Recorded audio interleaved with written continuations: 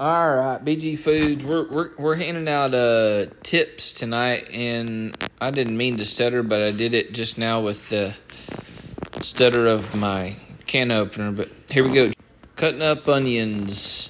Always going to do the one down the middle, 5 or 6 through the top, and then we're going to go down the side. When cooking onions and you got a couple things you're making, don't be afraid to saute them in one pan and then share that flavor for like maybe some meat going down and keep some of it in another pan. And some meat. Another thing, don't be afraid to smash your food. You know, it's fun for one. For two, you know, if you got maybe your vegetables or something in your stew or your soup that's too big, smash it. Use your fry screen. That saves your stovetop.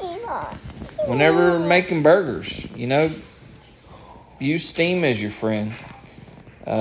Some people have the proper topper for their pan. I do not, so I have to use a large bowl. But you know what? Either way, use steam, okay?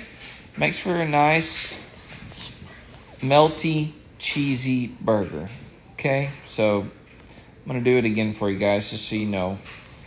This is how you get the nice, cheesy, melty top. Just turn your heat nice and low. Another pro tip here, get you a thermometer. They're like $5 or $6 on Amazon. Make sure that meat's at like 170 at least, especially ground beef. Look up for poultry and pork and everything else. But here's another tip. Whenever you're cooking meat and you want that sear, don't start in a cold pan. Start in a hot pan. I know this is stuff I just kind of take for granted. Whenever I chop, I always put a towel down below my chopping board. Helps it stay nice and level. Small things I just do without thinking anymore, but I thought I'd make a little pro tip on. See here, you get that brown sear.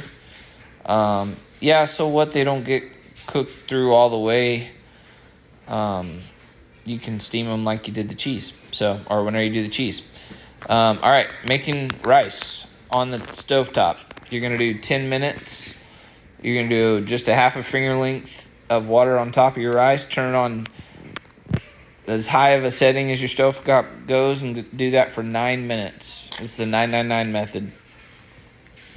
In the meantime, whenever, another tip, whenever I'm cooking, anything that's going to take a while on the side, like maybe, meatloaf or something in the oven, like a casserole, I usually use the meantime to prepare my vegetables, whether it be for that meal or maybe I even prepare some for another meal the next day. But kind of like, our 4 staples we're going to use nonstop at our house all the time are a mixture of garlic, onions, sauteed with celery and carrots. That's just about 90% of what we make. So, find yourself something to do. Keep yourself busy. You sit down and start doing something else in the house while you got your rice cooking. You're liable to forget it or let it go too long, whatever it might be. So it's something I like to do. Again, I use steam as my friend because I don't have my toppers. I lost them a long time ago. I use foil. All right, here's the rice. So,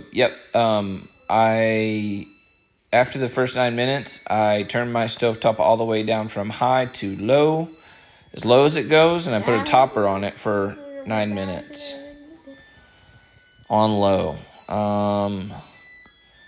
See here, I stepped away from my first batch of carrots and onions, had to make a second batch, and all my spare parts from all those cuttings I put in a container that I keep in my freezer. Another pro tip, and make vegetable stock with it.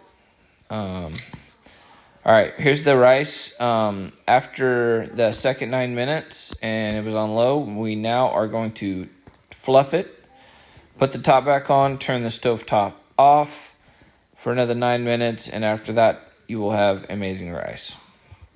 9 minutes on high, 9 minutes on super duper low. covered, and then covered again for another 9 minutes, and you have amazing rice. Y'all have a good night. Bye. Please like and subscribe if I said anything that you like tonight. Bye.